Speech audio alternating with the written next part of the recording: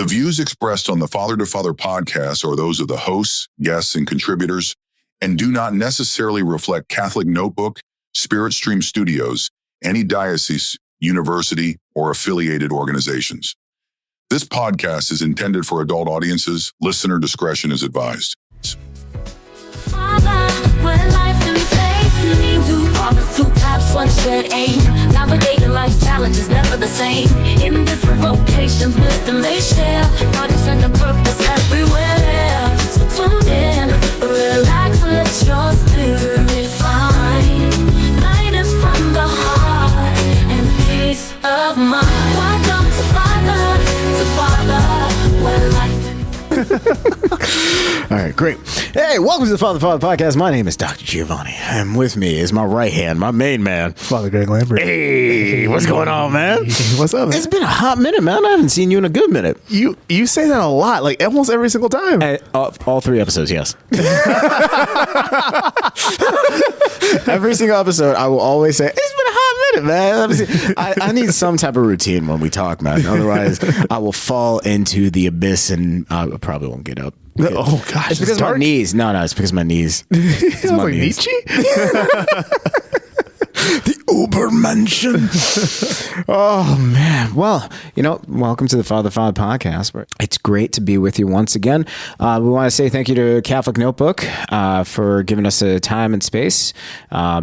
Also, if you want to support us, support them, go to catholicnotebook.org/father2father. That's catholicnotebook.org/F2F. And then, support us and drop us, some change.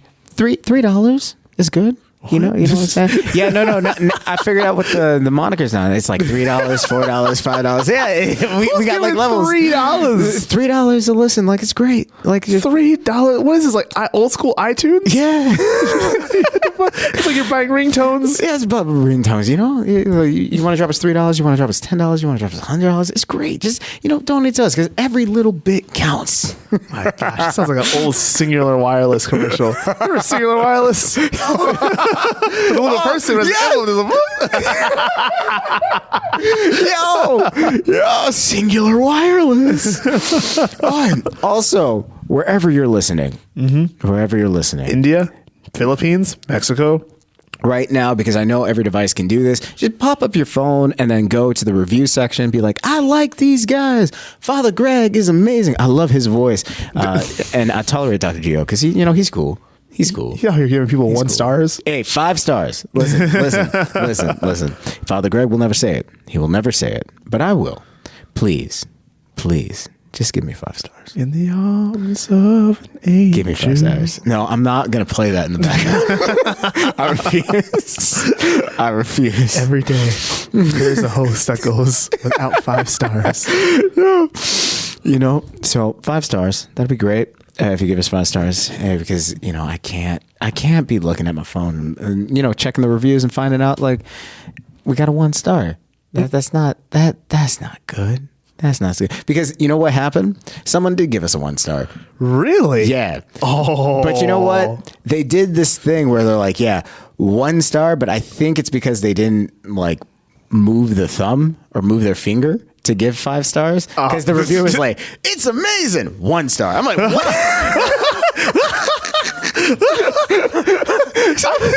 Yo, you know who you are. Change it to 5 stars. I got a grade like that in seminary. Like, dude, I had to do a homily, and I remember this like it's yesterday. I told you this before. Oh, yeah. I got a review and say, hey, your homily was amazing. The blending from point to point, where you were going, what you were trying to say, the overall message, the closing, the tone, the pace, all of it, fantastic. Such good work, Greg. That's really a work of God.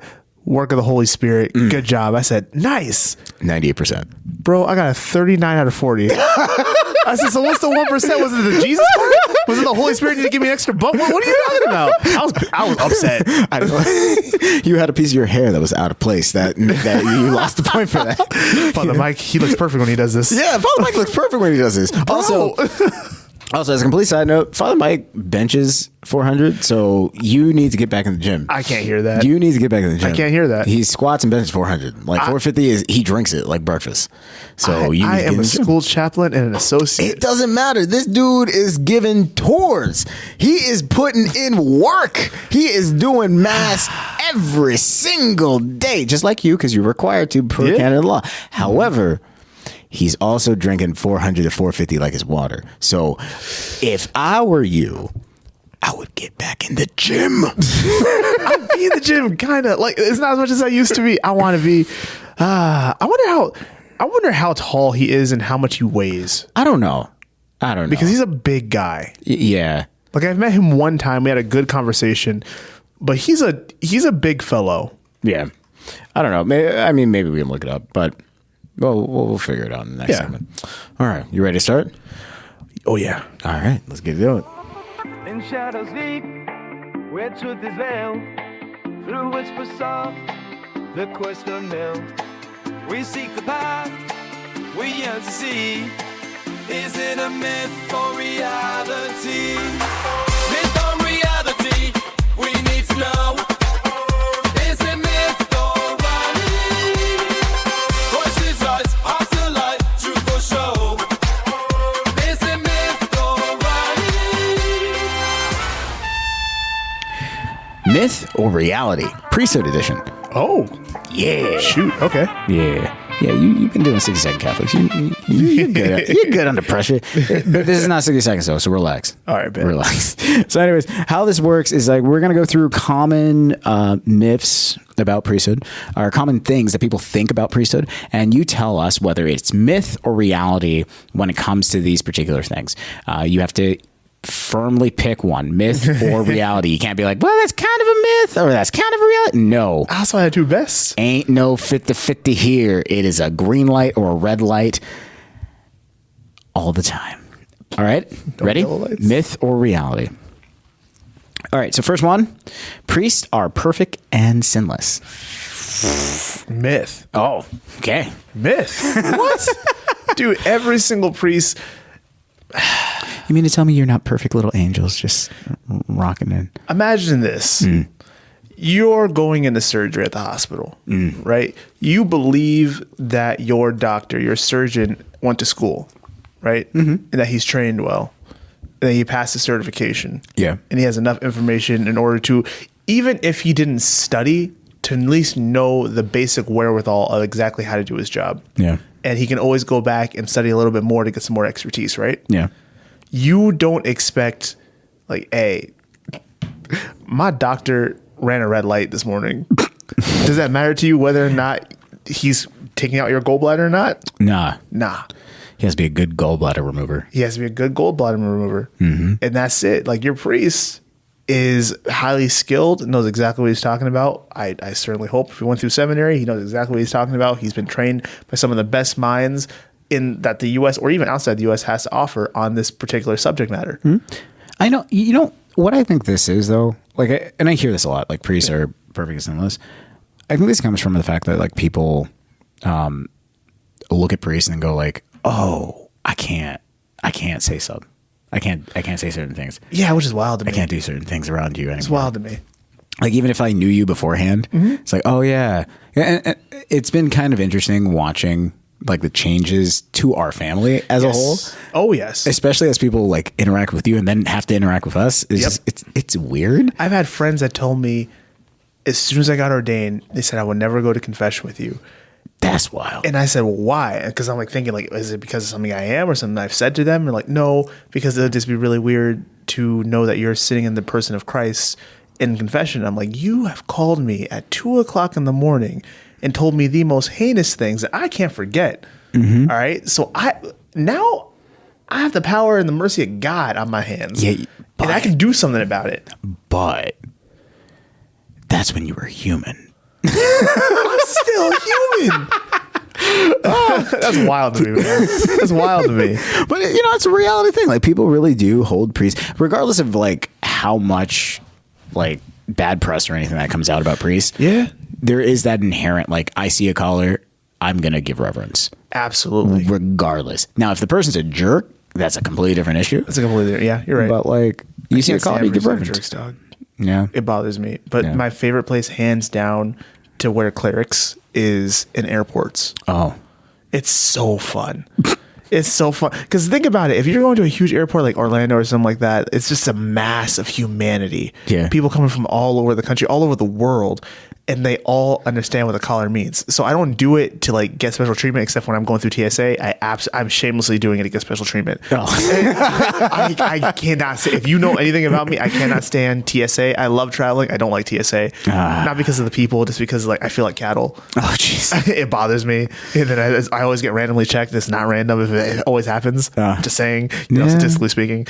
But the amount of people who will go up to you and either say, hey, good morning, or they'll try and talk to you, or they will look at you as if you are a wild animal and they won't know how to respond to you.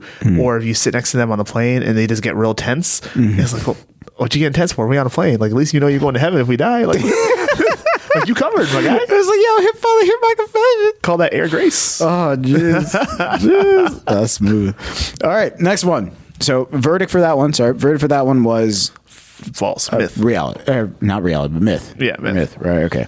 All right, so priests don't have fun. Myth or reality? Myth. Okay. One of the most fun places to be is the seminary. Word? Oh, yeah. We had we worked a lot like, between school and then like chores and other tasks are asked of you.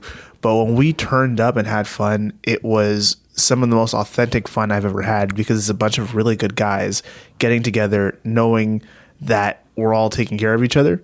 And even if you don't like a person, you understand that you guys are on the same team. What was just thinking about it, without thinking too hard about it, like what was some of the, like, one of your favorite times in seminary? Oh my gosh. When I was down in Florida at the major seminary, they would have this international festival. And so all the different cultures, which was, I think it was like 18 represented countries, would come together and make their country's best food, their best dish. And man, when I tell you, I went home with 6 to-go boxes. I couldn't get enough. Like it was gluttony to the max. Like it was, the food was so good, and when someone's food wasn't good because like it was still there at the end of the night.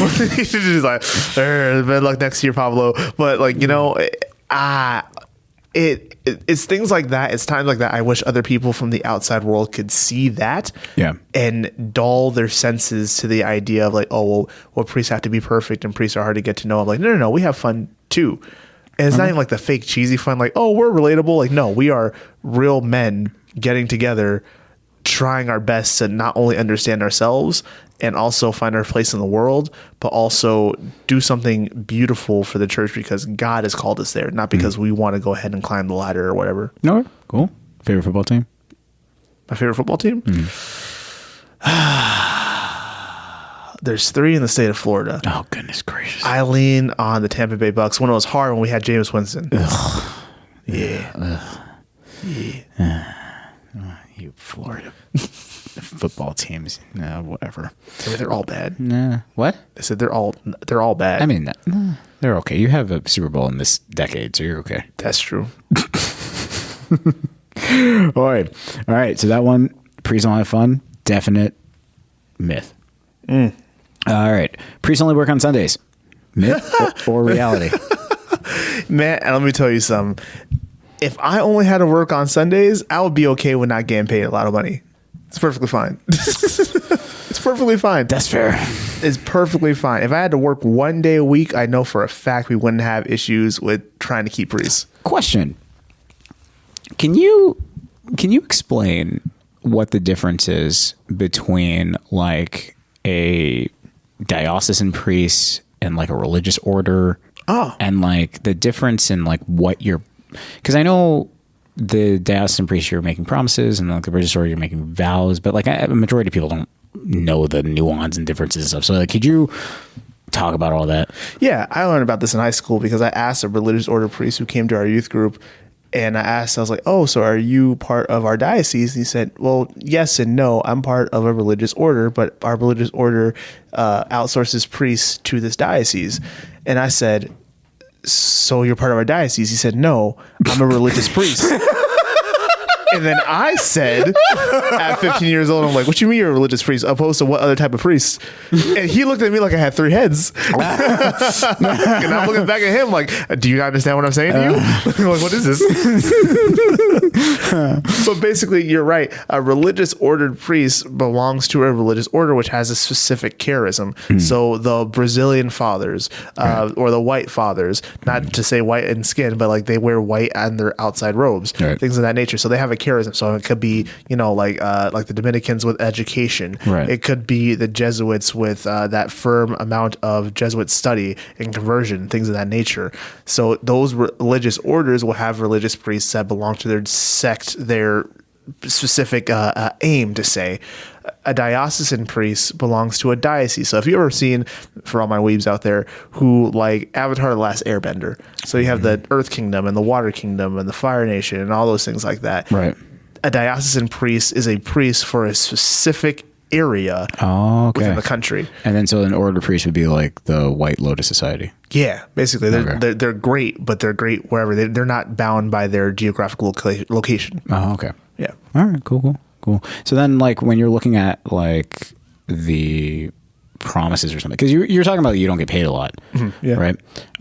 Which I got questions about. Because don't we all? no. It's just one of those things where, like, because I know religious priests, they don't get paid anything.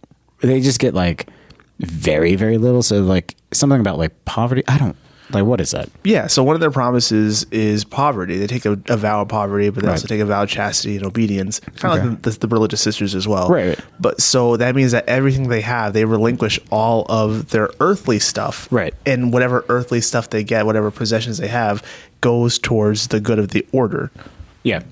Yeah. So in that way of speaking, it really is kind of like a collective pot. Oh, right? okay, cool. So everyone kind of pays into the collective pot, and they have nothing tethering them to this physical world per se. Okay. The diocesan priest does it in more of a spirit. Okay. But at the same time, they collect a paycheck.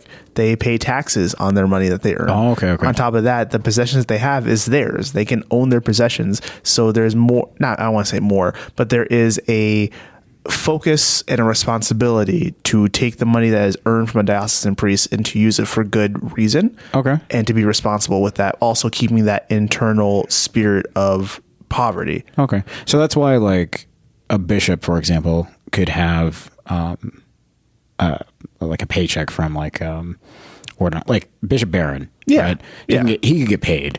And Oh, that's, yeah. and that's fine. Absolutely. Or like Father Mike Schmidt could get paid, and that's fine. Or like if you wrote a book for someone and then you're like, hey, I'm publishing it, and then you get the royalties from that book, you can get paid, and that's fine. And Father Mike Schmidt is also very forward about it as well, saying, hey, I'm doing all these speaking engagements, but I'm using this to raise money for our parish church, which is basically not a parish, it's the college. Right. So I mean, like, hey, there's different ways to do this, and then to be, upfront about it as well. Right. And I imagine like he'll take some for himself because like The labor deserves this payment. Right. Like it doesn't make any sense for you to do it for free. So Go to like, Chick-fil-A and ball out. Everybody get nuggets. nugget for you and a nugget for you. I'd much rather be, I don't need to be in a club, but I'd much rather be someone trying to make it rain at Chick-fil-A. Everybody really? got sauces. Everybody got nuggets. Everybody got nuggets and sauces? Everybody gonna be happy. That has always been like a dream of mine. To be like, everybody here gets either a shot of tequila or a chicken nugget. Yeah. Like, no. Yeah. Just go in and just be like, you know what? I'm buying it for everybody. Mm-hmm. What? Everybody gets something. Exactly.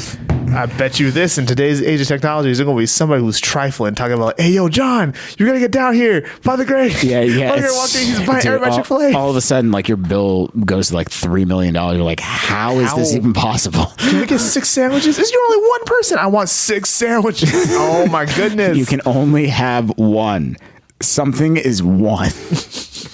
The fact that we have to say that tells you where we are as a society. It just lets you know we're not divine. Because Jesus, he multiplied the bread and the fish. He's like, I don't care how much you eat. Yeah, he's like, yeah, eat whatever you want. And people just like, yeah, whatever. And they still had 12 wicker baskets full at the end of it. Which I'm like, okay, that's cool. But I cannot imagine that floating out. Like Jesus goes into Chick-fil-A and goes, hey, yo, everybody get something. And then you just see like, for real, Jesus? Everybody get something? Everybody get something. Everybody? Everybody. Even my grandmama? Everybody. Yo, give me 72 spicy chicken sandwiches. And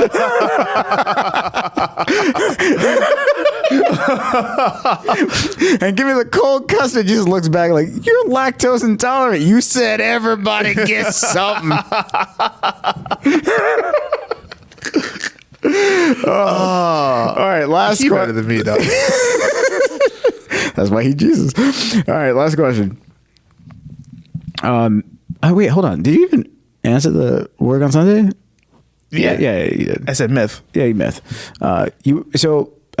Just putting a button on that one. How often do you work? Like, how many hours do you work then? Like, how many contract hours are you slated for? But then, how many in reality hours do you work? I think I'm slated for about like 60 hours a week, maybe. Okay. But it's really more like 80, sometimes more. And how much do you get paid a year?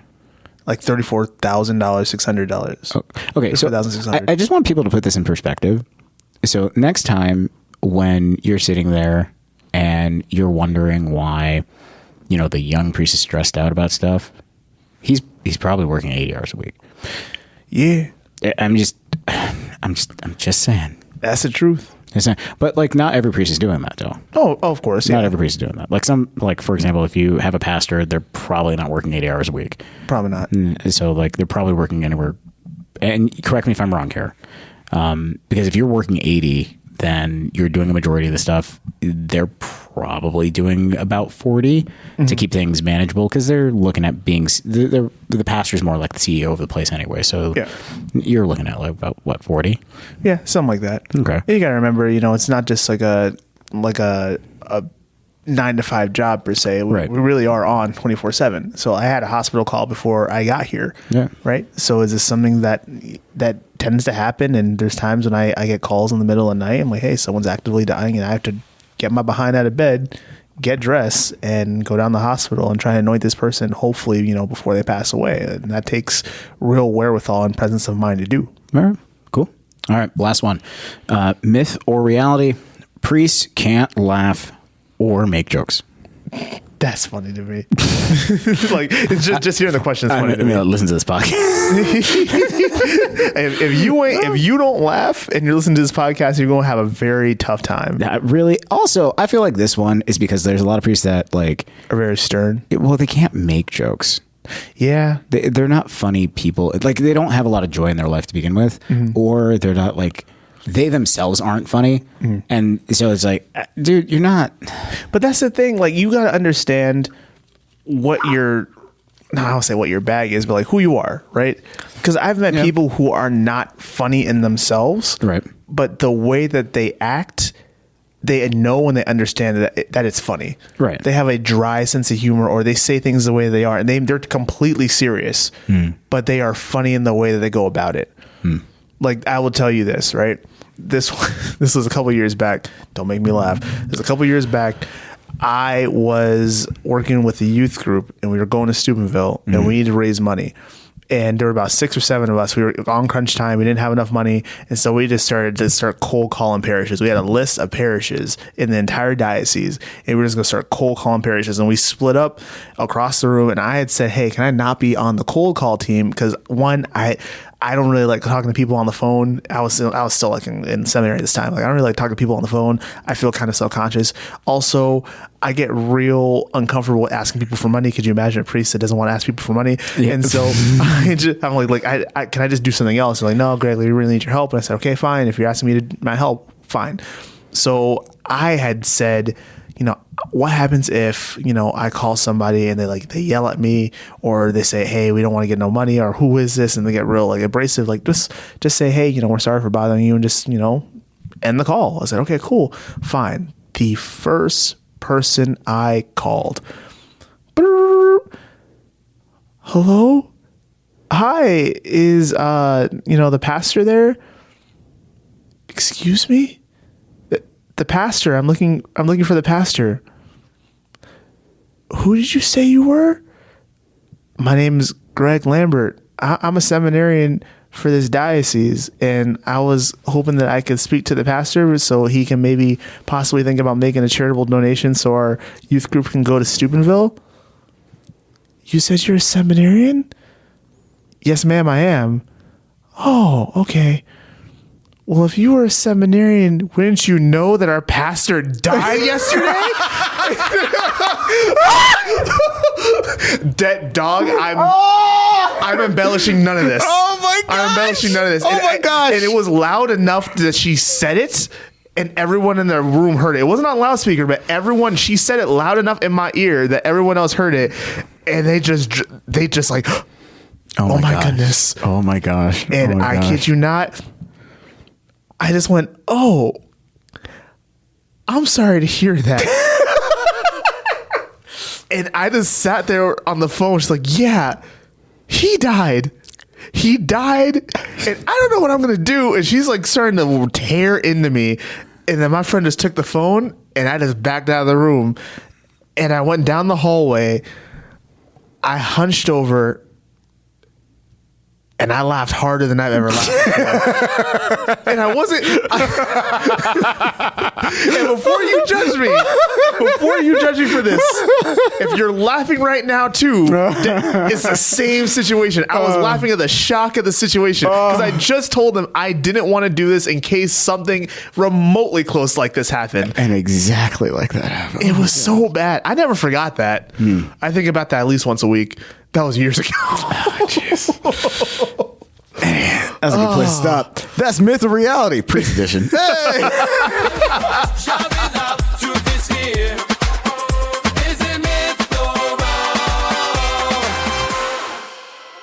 In shadows deep, where truth is veiled, through which soft the question knelt. We seek the path, we yearn to see. Is it a myth or reality? Give me time, let me speak, no doubt. The truth's in my words, the winds will shout. All our hands been shooting out. All right. You know the rules. Hear me out. On a scale of 1 to 5. Hey, you got the all clear? 1. Father Greg got confessions on Thursday. You know what it's at. You know what it's at. You the problem. You the problem. Yeah. And Jesus is the solution. All right. All right. So this one comes to us. And thank you so much to our research team. We love our research team. The Catholic Liberal Research Team is amazing. They are amazing. They really are. They're out there recruiting, finding a whole bunch of stuff. Doing God's work. Yeah, and bringing it to us. Also, just a reminder, because we did get a little note from some fans like, hey, where are you getting this? Are these names the same names from people? No, we changed the names to protect the identity of the people. Have to. The certain identifying markers are removed.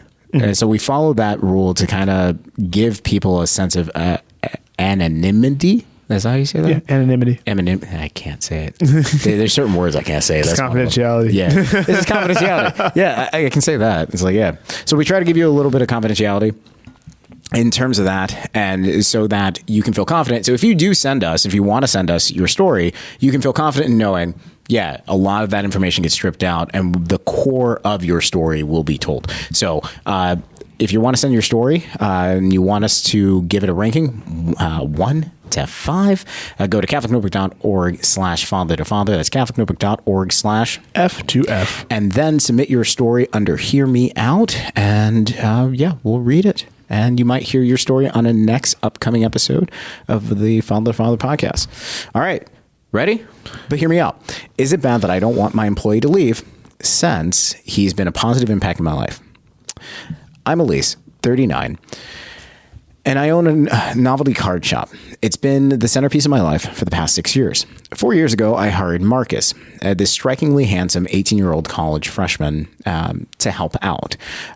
For the moment, he walked into the card shop. He was impossible to ignore. He's 6'4", muscular build, and looks like he was carved by the gods themselves. His skin is deep, smooth brown, and his smile with a smile that can disarm you in an instant.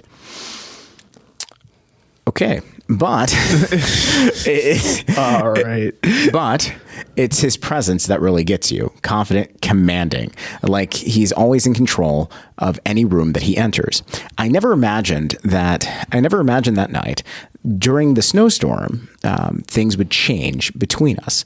The roads were too dangerous to drive home, and Marcus. Like a book. Yeah. What is this? I don't know. This is what was submitted, man. The roads were too dangerous to drive home that night. And Marcus, who lived around the corner from the shop, invited me over. He made dinner. He made dinner. We sat together in a small, dimly lit kitchen, and the tension was electric. The way his muscles moved under his okay. Yo. Okay. The way. Anyways, she talks about the muscles moving under his shirt. Like at a certain point, I got to draw the line. For real. I got to draw the line. Like we get it. She was really attracted. She was to really him. attracted. He was a good looking dude. I get it. Yeah, she goes on for like a paragraph and a half about the way he looks. She's feeling it. Yeah, she really feels it. Anyways, fast forward. Now it's been 5 years. Sorry. I went a bit too far. That night was just the beginning. We started as one forbidden moment spiraled into incredibly active, intense relationship. There's been days where I met up with Marcus 4 times in one single day, craving the release he gave me, unable to get enough of him. It was exhilarating, addictive, and so wrong. I snuck out during lunch breaks, met him in secluded spots, and lied awake at night thinking about the next time I would see him. Okay. Now it's been 5 years. Wow. And Marcus is about to graduate, and he's planning to move to a bigger city for new opportunities. As he talks about his future, I'm hit with a wave of emotion I can't quite process. My husband, Jake, has no idea. I'm sorry. I apologize for my outburst. I just didn't see that coming. I thought that we were just dealing with... Yeah, just like... that she's single, but like, it just so happened and it is what it is. Not, he's 18, she's 39. That's a little problematic. And now she's like probably what? She's 44? She's 44 and he's like 20 something. Yeah. Yeah. It just, my husband, Jake, has no idea about the double life I've been leading. He's gotten to know Marcus over the years. I wonder why she's sneaking out. What are you sneaking out for? You're single. Never mind. Hold it. Your business. That's your business. Hold it. Gifting him soccer gear and calling him a great young man. It's a twist, almost perverse, with its irony. Feeling the weight of my actions, I sought spiritual guidance. I'm sorry. The first priest I visited told me that if I confessed my sins and truly repented, there was no need to tell my husband. Okay. He advised me to end the affair and work on my marriage, assuring that the grace would return if I turned things around. But I still felt loss. So I went to a second priest in the city. He was blunt, telling me that I was leading my heart astray and living in mortal sin. You have to choose, he said, either Marcus or your husband. You promised to God to be faithful to your spouse, and you haven't even given your marriage a real chance to heal. Still conflicted, I went to a third priest. I talked about how much better my life had been over these last 5 years. I lost 120 pounds. I'm now fit. I now fit into a size small, something I never thought was possible. I started wearing makeup again, feeling attractive and confident. I donated $25,000 annually to the church. I show up more for my kids. I've become more active as a wife. Our sex life with my husband has improved. I go to mass weekly, sometimes daily, and take communion like a model parishioner. My business has flourished and I feel more alive than I have in years, all because Marcus was in my life. The priest just looked at me in stunned silence before finally saying, if you want me to co-sign you screwing another man while you take communion, I can't do that. All I can offer is confession. That man got hands. Wow. That's a bar. Wow. His words Wow, cut indeed. deep, and I left in even more confusion than ever. I'm sorry.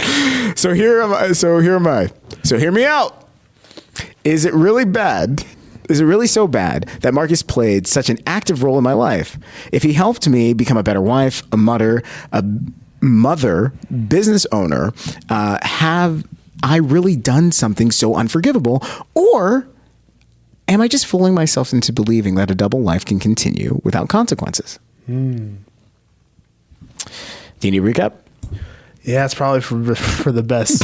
It's probably for the best. My gosh. All right. So Elise, 39, she has a card shop. She has a novelty card shop. One day, this 18-year-old kid, probably at a college nearby, was just like, "Hey, yo, are you hiring?" She looked at him and said, "Yes." And you know what? I'm just going to say this for anyone thinking about sending us in their story. We don't need that much in terms of like description of like the thing. Like, I don't need to know that his muscles are rippling through. I get it. You like the way he looked. You could have just said that. Yeah. So like, yeah, she's really into the way he looks. He was 6'4", but okay. And for her, really attractive. Then one night she couldn't go home. Plot twist, she goes to his house, who's right around the corner from the card shop. They apparently spent the night together. Then that turned into a full-blown intense relationship. It was up to four times a day. Up to 4 times a day, she was craving this type of release. And she's like, there's just lunch breaks, secluded spots, all this different stuff. And then from there, she's like, okay, I felt alive. Okay. And then she's like, you know what? Now that he's going to graduate, she's like, it's been about 5 years and he's about to graduate. And he's planning to move to a bigger city, and she is losing her mind. She's like, I can't lose you. And she has a husband that she mentions at this point. And she's like, yeah, my husband, Jake, he doesn't know anything about it. So she goes to a priest because she feels conflicted. Who does she pick? First priest was just like, yo, if you went to confession and you're confessing this, it is what it is. But give your marriage a chance. Second priest goes and says, listen, you have to choose. It's going to be Marcus or your husband. You can't have both. Third priest was a G, certified G. He looked at her and said, if you want me to co-sign you screwing another man... I can't do that, but thug. But I got confession for you, and I was like, "Hey, you know what? That's good. That's good. That's true. Good." And then she goes and says, like, "Listen, over the past 5 years, she's lost 120 pounds. Incredible. She's fit into a size small. She has worn makeup again. She feels attractive. She's donated I don't know why, but she's donated $25,000 annually to the church. She's shown up more for her kids. She's been more engaged as a wife. Her sex life with her husband has been even better. Like, she's gone to mass weekly. Like, she's saying all these things. She's like, everything in my life has gotten so much better ever since I started engaging in this. Why do I have to stop?" I got my rating. I'm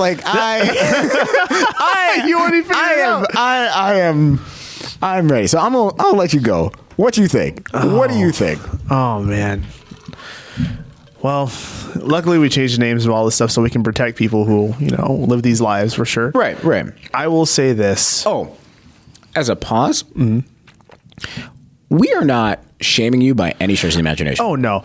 I just want to say that I feel incredibly comfortable in this space with my brother. And so we have a real conversation. So this is the conversation would happen behind closed doors. This is what you guys are hearing. Right. This is not a polished version by any stretch of the imagination. Right. You're going to get the way that, both of us talk and kind of hear the facts of the way it actually hits us the first time. Like this, I have not read through this story before at all. I literally walk into this studio and I'm hit with something I've never heard before. Or at least I have, but not from this individual. The privilege of a priest. I'm busy. Like, I'm not. I'm sick and tired of priests. Oh, I'm busy. Like, yes, we all are. And next question. So what's your rate? So tell me, what are your thoughts? All right. I reacted the hardest because I did not know from the way that it was written until about maybe 2/3 of the way through that she was married. I assumed that she was someone who owned a card shop, 39 years old, needed some young help. It reads like a romance novel, essentially. Like it does.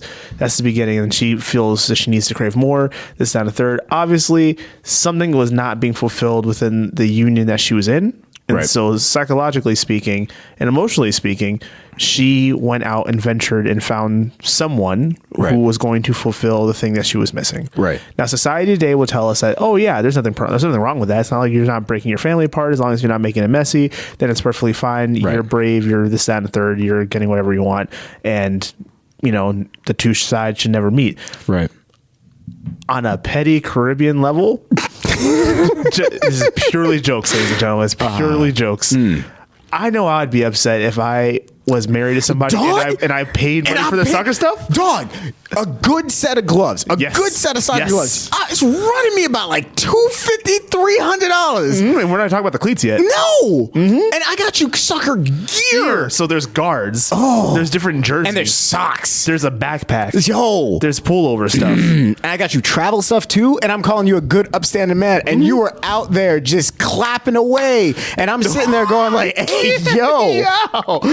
Yo. Like, yeah. I mean, we don't want to make that vulgar about it, but yeah, that's what's happening. That's what it is. I'm not saying anything like too untoward. I'm just sitting there going like, hey, yo, if we're sitting here and we're saying, listen, you're going to do you're going to make your decision. Yes. But you let me, as your husband, pay $300 at least. It's probably at least $1,500, dog, of stuff. Yes. And pat the kid on the head and said, "You're a good young man. You're a good young having man. an affair with my wife." Yes. I'm sorry. You're a good young man. I would.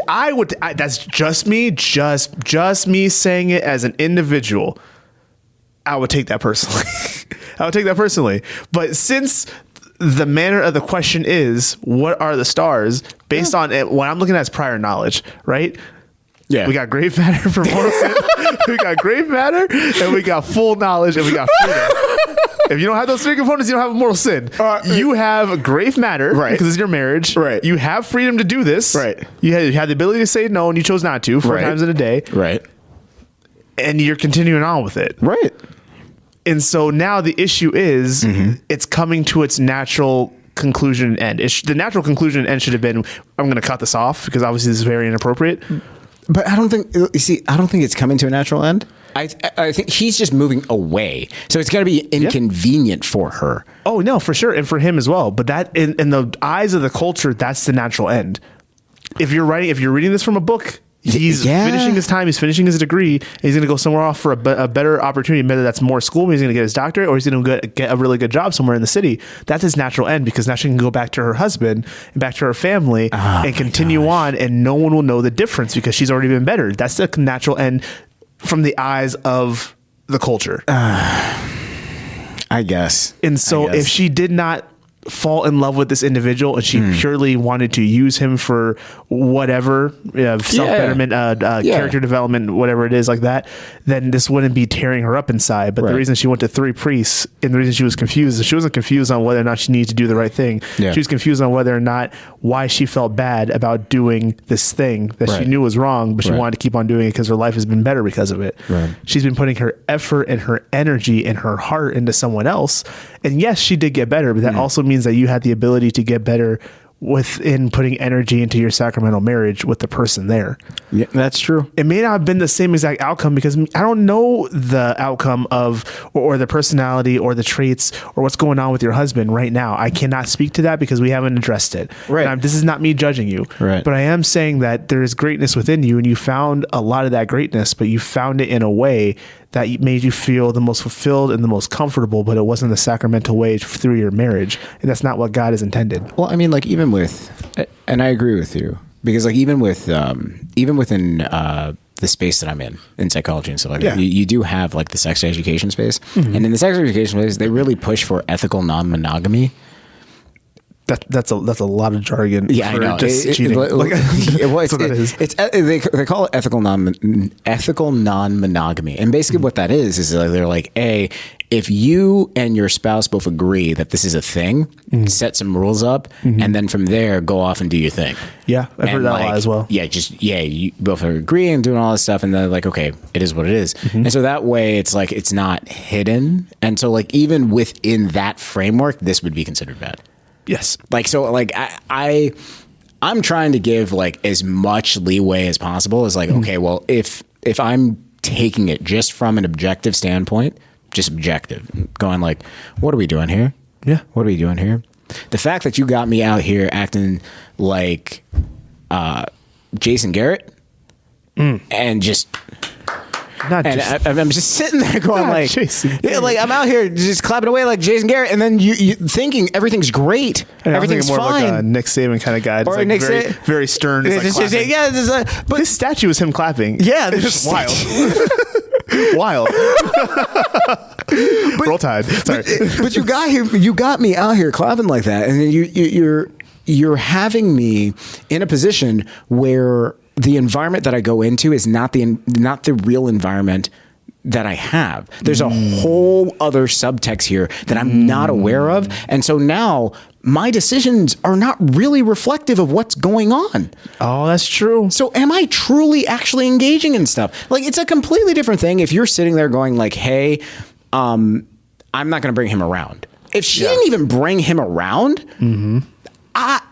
it's like, okay, you can kind of rationalize it in your head. I can kind of see where you're coming from. I can kind of follow the through line. But the fact that you brought him around to your husband, the fact that you sat there and was like, oh yeah, I'm going to be doing this for like 5+ years, like 5 years throughout his whole college career. Yeah. And then at the end of that, you're just like, but I still want to get this going. It reminds me of a play, Notre Dame de Paris. There's a person in the play. He's a prince, right?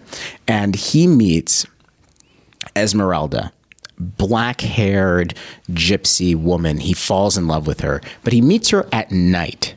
He specifically meets her at night. But during the daytime, he's engaged to be married to this beautiful duchess. Now, he has a problem. And in the play, he sings a song called Déchiré, which basically means heart ripped in two. And he's lamenting over the fact that he cannot have both women. He's like, I can't have the one. He's like, one woman was specifically made for the night and the debauchery of the night. The other one is made for the day and the things I can do with her in the day. Why can't I just do both? And he is struggling because he wants the night. He wants to be with Esmeralda, but he's saddled with the Duchess. And when he has Esmeralda, he realizes, I don't actually like the Duchess. I like Esmeralda. And I think in this situation, she experienced this and she's like, I don't really like my husband. I don't. And I think a lot of marriages are in that situation where like you get to a point where you're like, I don't really like this person that I'm with. That's fair. But that's a whole nother story. Yeah. What's your rating? I'm going to give her 2 stars. Again with your 2 stars. I have a hard time giving her It's a 1 star. You need to go to confession. You still need to go to confession. Yo. You need to go to confession. But I'm not going to give you a 1 star because you know why? I can't give a 1 star to somebody who I know for a fact is searching for something. You went the wrong way about going about it, but you were reaching out for something. You're reaching out for companionship. You're reaching out for someone to make you feel good. You're reaching out for completeness. You're reaching out for something. And for that reason, I can't tell you that everything you've done was deplorable.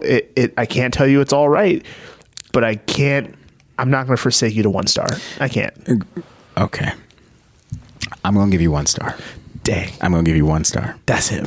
And the reason I'm going to give you 1 star is very, very clear. You didn't like your husband. It had nothing to do about all this extra stuff that you did, whatever. At the end of the day, you found out you didn't like your husband. Doesn't mean you didn't love him. You just don't like him. That's fair. You just don't like him. And because you didn't like him, you conflated that with, I can't be with you and I don't want to put in the work to be with you because I don't like you anymore. Oof. I don't like. So because of that, you went off and you had your fairy tale love story. Meanwhile, your husband's out here thinking, hey, my wife's great. Look at her. She's doing all this stuff. Maybe. But even by her own admission, he looks at the guy and says, he's a great guy. So there's no conflict between him and the guy, which would mean that there's no conflict between him and her. Because if there was a conflict between him and the guy, there'd be conflict between him and her. That's and true. she knew That's what she very was true. doing. That's she very knew true. what she was doing. So that's why I say 1 star. And besides, listen, the Caribbean culture in me sits there and says, you got me out here spending my hard-earned money on another man just to be like Jason Garrett? No. Confession for you. That's the end. On Thursdays. But hear me out. But just lean in close, just hear me out. Hear me out. Give me time, let me speak, no doubt. The truths in my words, the realness will shout. All I'm asking is hear me out. Tonight, body advice, da-da-da. Body advice, da-da-da. When life feels tough and you're thinking twice, it's time for some motherly advice. Today's letter comes from Emily. Dear Dr. Giovanni and Father Greg, I'm struggling to balance my faith and my career. I work in marketing, and recently I had to run a campaign that didn't explicitly go against the church teaching, but still felt off. It was glorifying values I don't personally agree with. I brought it up gently, but my boss brushed it off with "It's just business, Em." So I did my job. I wrote the copy, scheduled the post, and hit published. But seeing it go live left me with this heavy feeling, like I traded my integrity for a paycheck. The truth is, I need the job. It's stable. It pays well. I've been working hard to get here, but I'm scared of becoming lukewarm in my faith and letting things like this slide. How do I know when to speak up and when to let go? How do I hold my values without putting my career at risk? I've been praying about it, but I feel stuck. Any advice would mean so much. Emily. Wow, that's a really good question. Yeah. It's a very practical question. Absolutely. Yeah. Man. Okay. Well, Emily, I just want to commend you on the fact that you are struggling with this question, because many people kind of give up on it. It's like a speed bump in their life, and they think, oh man, this is really uncomfortable. We'll just power through, right? There are a couple different ways to address this and go about it. So let's go with one so far. One way of going about it is the speed bump option. This is uncomfortable for me, so I'm just going to power through. I'm just going to go ahead and do whatever I need to do. And then there's the other option of full stop, right? Right. So you see something that makes you uncomfortable, or even explicitly goes, or maybe doesn't explicitly, but it could most likely explicitly go against Catholic teaching and make you feel uncomfortable. I'm absolutely not engaging in this, and then you risk losing your job, right? Right. So a couple things that are important to note. One, what you post and what you do for your job does not explicitly have to do with your views. It has to do with the views of the company. That does not make everything that someone posts or publishes. It doesn't make their viewpoint 100% theirs or their own. But yes, there is a little bit of an onus on it. So here is a middle route that I would suggest. If it's not explicit going against the Catholic Church and it still gives you that heavy sinking feeling, you can still offer that up in a form of prayer. And that don't mean just like, oh, I'm just going to say Hail Mary because I feel bad. Like, you can offer an entire rosary for, hey, Lord, my job is sensitive because I'm affecting the lives of other people. And so on behalf, for the intention of anybody who might look at this ad and affect them negatively and lead them towards sin, I offer you this rosary, or at least this decade of the rosary, because this is something I don't want to put into the world and have it be for the forces of evil. That is one way of looking at it. That's kind of like the middle of the route, but it is a really difficult situation. And I want to let you know that it's not either this or either that. It's not either or. It's not black and white. You can have the opportunity to still work there, but I think it would be also fair to bring this up to your boss and say, hey, I have some standards and I have some boundaries, and I really ask that my standards and my boundaries be taken seriously, or else I will have to consider other options. That's not saying you're going to quit, Right. but that does let your commanding officer let you know, hey, this is a serious thing that I want to do. I want to continue to work here. I want to continue to be awesome and be good at my job. Yeah. But I need to know. Yeah. This is difficult. Yeah. It's difficult. Like on the surface, it's like, oh, well, you know, pick a side and then you're done. But it is difficult because I see a lot of myself in this, especially within counseling, because there's a lot of times within counseling where someone would come in and say something, or they are living a particular lifestyle, or they were doing a particular thing that I fundamentally don't agree with, or it goes directly against the Catholic Church, and I have to remove myself from that and like pull myself out of that, because in order to be an effective counselor, I have to remain objective. Yeah. And I have to understand it's not me sitting there making those decisions. It's someone else, and I have to provide them the leeway to go on their journey as they see fit. That is, I can see how that'd be really problematic. And so it becomes difficult. And what a lot of counselors end up doing is becoming prefix counselors. Is to become like, oh, I'm an LGBTQ counselor. I'm a conservative counselor. I'm a liberal counselor. I'm a Catholic counselor. I don't do that, because when you're reading the ethical code, the ACA ethical code, it explicitly says that you cannot put a prefix in front of your thing, because if you do, you're preemptively saying, I'm going to bring in a bias into this thing. And at that point, it's no longer counseling. You're supposed to be third party. Right. You're not third party if you just, like third party jaded. No. Right. I mean, like, even if someone brings in like, hey, I'm a Catholic, because I've had a lot of Catholics. I've worked with a lot of Catholics, and a lot of them say things that are fundamentally not true about the Catholic Church. And a lot of them quote things that I'm like, where'd you get that? And they're like, yeah, it's in the catechism. I'm like, oh, okay, cool. Where in the catechism?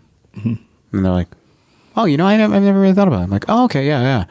Or they'll push back like, why does it matter? I'm like, no, you're saying it with such definitively, like, this is where it is, and it was bothering you so much, but yet you're unable to identify it. So I'm trying to figure out, you know, context for you. Does this play a big role? Does not? The catechism is also very clear. So if you're having trouble figuring that out, I think you need to reread the paragraph. It feels like it's very clear and comprehensive. Yeah. So you have that balance, right? And so when she's sitting there going like, well, it's didn't explicitly go against the church. It either did or it didn't. Like, there's an old saying my grandma used to say a lot. She's like, either the heifer became a cow, or she's still a heifer, meaning that either she's pregnant or she's not. She can't be kind of pregnant or kind of not pregnant. And I had to translate that a little bit, but effectively, the notion there is like, she needs to make up her mind here. Like, where is that line for her? Is she going to be like, hey, this is a hard line for me, or is it a soft line? That's it. Because if it's not going against the church, then what is it then? Is it the topic that bothers you? And if it's the topic that bothers you, why does the topic bother you so much?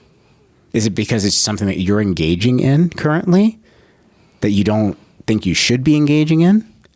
Because if that's the case, it has nothing to do with your job. That has everything to do with your decision making. But if it's not the topic, and it's specifically because this thing goes against the church, then it's not, didn't explicitly. No, it explicitly went against the church. Like, you can't be kind of pregnant. You either are or you. And I use that example all the time because it's like, you either are or you're not. Like, you can't be in between. So for her, the only thing I would say is just basically like, I can sympathize in the sense that it is difficult to be put in a position by your profession where your faith, you cannot overtly utilize your faith. Yeah. But that does not mean that all of a sudden now you can't utilize your common sense. And I mean this with the utmost love. Mm-hmm. Use your common sense. If it's something that goes against the church and you're writing the copy for it, then you have supreme control of what that's going to look like. That's true. And how that's going to be presented. Hopefully. And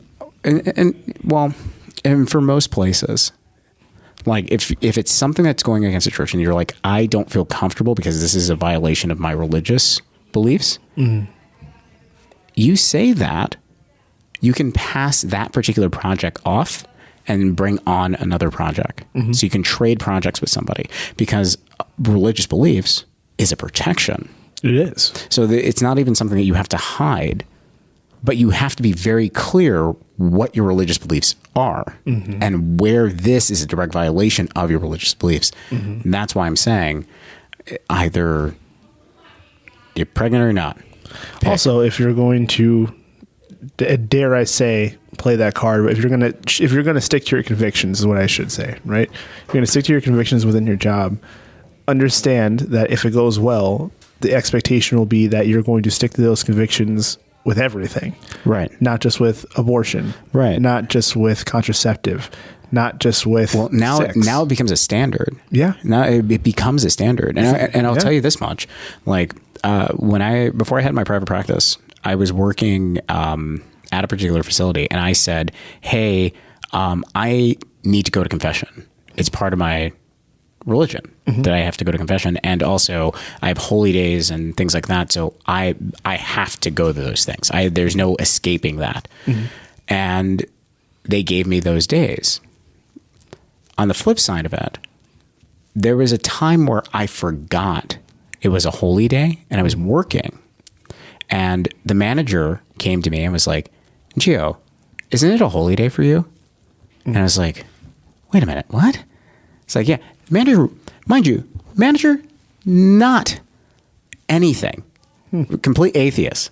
Complete atheist. Self-proclaimed atheist." It's like, "Yo, isn't it a holy day for you?" I'm like, "Today's a holy day?" And I looked and I'm like, "Oh shoot, today is a holy day." I'm like, "Yeah." It's like, "Well, normally you go to the 9 a.m. mass. So I was just kind of curious why you didn't go. Is there a particular reason in your faith that you wouldn't go?" And it wasn't like an arrogant, like, "Oh, you aren't doing this because like, oh, I caught you." But it was more so like, is there a rational explanation for why it is that you're doing it? Or is it just human error that you just kind of like forgot? And in that moment, I was just like, "Listen, I'm so glad you told me because I just simply forgot. It's human error. I forgot." And he's like, "Oh, okay, great." And he felt really like, he's like, "Oh, I helped you. Yeah. Oh, awesome." Yeah. And he's like, "Get out of here and go to mass." And so it became a thing. And so like, yeah, if you're really going to stake your claim and say like, this is part of your identity, this is what you are, then it's going to be something that people know you by. Yes. And so now you're going to create for you a whole nother set of problems that you may or may not want. So this is why I'm saying like, either it did or it didn't. Yep. It's a heifer or it's a cow. It's pregnant or it's not pregnant. This is the wood of the cross that they always talk about. Yeah. St. Ignatius of Loyola said, there is no better wood to stoke the fire of God's love than the wood of the cross. Yeah. This is what it looks like. Yeah. So, I hope that helps, Emily. I hope that helps. Or maybe it made it worse. We don't really know. This is our fatherly advice. Fatherly advice. Da, da, da. Ready for a new segment? Yeah. Oh, yeah, sure. Okay. It's called Word on the Street. Tell me, baby, what's the word on the street? Is it love or is it lies beneath our feet?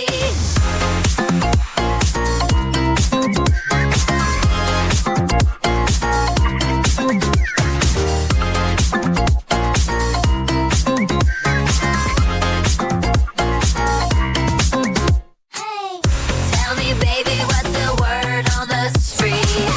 Is it love or is it lies beneath our feet? I'm holding on, but the world Do you have the rights for that song? Word on the Street? Yeah. I just made it up. All right. Anyways, the Catholic Member Research Team, they have this, they've been doing these things, these surveys, and they ask questions, and they go up to people and they say, hey, what is your responses? They've been trying to go within Catholic communities to get these responses specifically. So these are more slanted within Catholic communities. So they're a little bit biased. Okay. Well, they're the word on the street. Okay. So the question that they asked this time around is, what's the pettiest reason you broke up with someone? Oh, right. Oh no. Okay. It's a little fun way to end today's show. Right? Okay. I broke up with this girl because every time she went to confession, she would say, forgive me, daddy, to the priest.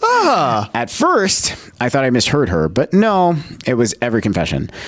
I tried to explain, it's father, right? And she would just giggle and say, same thing. I couldn't deal with it. It was too weird. Yeah. Wait, how's that a breakup story? It's the pettiest reason you broke up with someone. I don't know why that's petty. That doesn't seem like very petty to me. That seems very okay, because it's the way that it was written. I was like, the priest on the other side said, "I'm breaking up with you." Wait, what? No. There's the person. The pettiest reason someone broke up with somebody, right? So this guy broke up with this girl because she would tell the priest, "Forgive me, daddy." How does he know that? Did she just talk about it? Well, it's not hard if you're standing behind a screen and it's an open air type of thing, and you hear, "Forgive me, daddy, for I've sinned." I know that priest is rolling, just I can't. Just stop it's her again. Oh, it's like, Sarah, please. We've already talked about this. It's forgive me, Father. It's the same thing. There's no way your spirituality is telling you to do this. There's no way. All right, next one. I stopped dating a girl because she made a joke about saints being just like superheroes. I know she was trying to be funny, but there's a line for me, and that was it. It wasn't even the first time. She once referred to the tabernacle as the VIP section, and that's when I knew it wasn't going to last. I mean, it's the pettiest reason.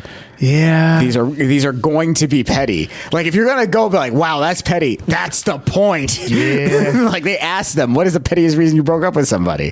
And keep in mind, these are in the Catholic community. So that makes more sense. I was like, what? The tabernacle? I mean, you can't really call it the VIP because you can put other people in the VIP. You can't put other people in the tabernacle. It's just Jesus. Yeah. Jesus, the Father, the Son, and the Holy Spirit. Those are three people, three beings. One God. One God. There you go. VIP section. Anyway, next. This individual said, I broke up with a guy because his mom was too hot. That's prudent. Honestly, that's prudent. I'm not going to say I condone, but I understand.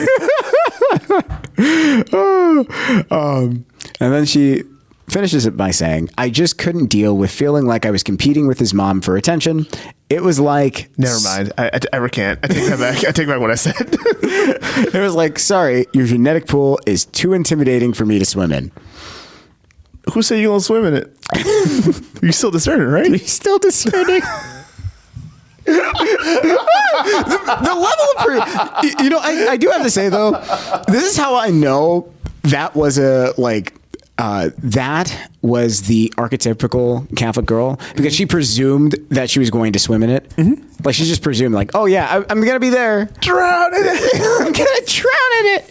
Yay. P-A-B-I-E-S.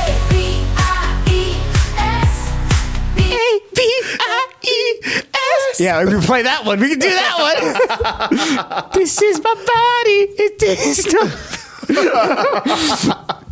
Oh, man. Oh. People are going to hear that and be like, what in the world is that? Exactly. Yeah, that's a DALMATIC exclusive, actually. It really is a DALMATIC exclusive. NFP, that's me. Yeah. It's mad catchy. Once you hear it, it's going to be in your head forever. Oh, yeah. No, that's going to be the outro for this episode. Nice. All right. One more. Again, this is just the pettiest reason you broke up with somebody. I dumped a girl because she chewed the Eucharist too loud. And that's it. I mean, that's fair. like it could be really petty, but also depending on how she does it, that's fair. That's at least worth a conversation in the car. Like, hey, what was that? Yeah, it's like, yo, can you tell me? Can you tell me why you became a horse in the middle of mass? Because it was embarrassing for everybody. Everybody heard you. Yo, I can't. Dude, I was just faking that? Exactly. Oh, my gosh. That is one of my biggest pet peeves. With the Eucharist? I can't do it. Oh, yeah, that's the reason I don't have on headphones as we're speaking right now. I can't have the sound of your lips separating in my mouth. I can't. Dog. You don't like mastication sounds? No, I do not. I really, really don't. It drives me up a wall. Yeah, it's a weird thing. And as you notice, I don't have them. Yeah, I know. But I do, and so like, especially like my tongue hitting the roof of my. But I was like, it's an involuntary click, and then you're just like, you suck. It's completely voluntary because I never do them. I voluntarily don't do it. That sounds like a trauma wound. But you know what? That was the pettiest reasons you broke up with someone. All right. That's it for us for the Father podcast. I am Dr. Giovanni, and he is Father Gregory. Mm-hmm. Oh, and for all of us at Spirit Stream Studios, we love you. You're very special. Go forth and bear great fruit. NFP, that's me.